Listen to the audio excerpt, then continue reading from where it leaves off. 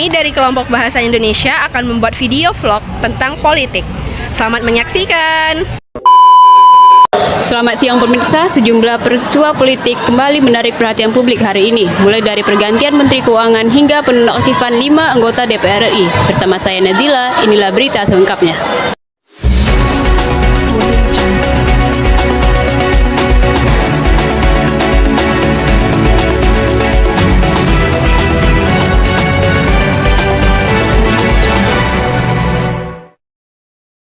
Isu pertama datang dari Kabinet Indonesia Maju. Presiden Prabowo Subianto resmi mengganti Sri Mulyani Indrawati dari kursi Menteri Keuangan dan menunjuk Purbaya Yudi Sadewa sebagai penggantinya. Keputusan ini langsung memunculkan beragam reaksi, baik dari kalangan politik maupun ekonomi.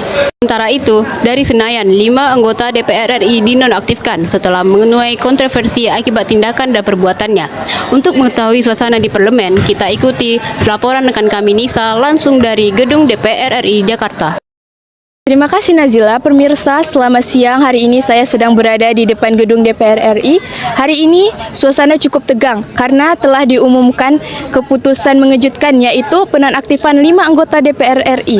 Mereka adalah Ahmad Saroni dan Nafa Urbach dari Partai Nasdem, Eko Patrio dan Uya Kuya dari PAN, serta Adis Kadir dari Partai Golkar. Nonaktifan ini disebut sebagai langkah untuk menjaga marwah DPR setelah kritik tajam masyarakat terkait ucapan maupun sikap mereka yang tidak sesuai dengan etika.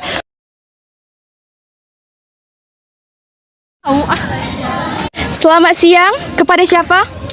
Saya Nasri. Menurut pandangan kamu bagaimana tentang penonaktifan DPR RI ini? Menurut saya langkah ini sangat berani dan sangat tegas, mengingat DPR harus menunjukkan atau menaikkan tingkat kepercayaan masyarakat, dan juga namun nonaktif ini juga harus ada kejelasan dan juga sanksi selanjutnya. Apakah Anda melihat keputusan ini bisa memulihkan kepercayaan publik terhadap DPR? Kepercayaan publik tidak bisa pulih seketika. DPR harus mengeluarkan komitmen nyata yang lebih berpihak kepada publik, tidak hanya sebagai simbolis. Lalu bagaimana reaksi publik terhadap pergantian Sri Mulyani dan Purbaya? Sri Mulyani merupakan tokoh yang kuat di perekonomian, tetapi Pak Purbaya juga merupakan mantan akademisi di bidang perekonomian yang sangat bagus. Publik masih menunggu langkah konkret dari Pak Purbaya. Jika tidak hati-hati, maka pasar akan merespon negatif. Terima kasih atas waktu Anda. Dari gedung DPR RI, saya kembalikan ke studio. Terima kasih Nisa atas laporan dan wawancaranya. Bersama saya di studio ada analis politik Kezia, bagaimana Anda membaca dua isu politik besar ini sekaligus? Ya, keduanya berkaitan dengan stabilitas ekonomi dan politik yang ada di Indonesia sendiri.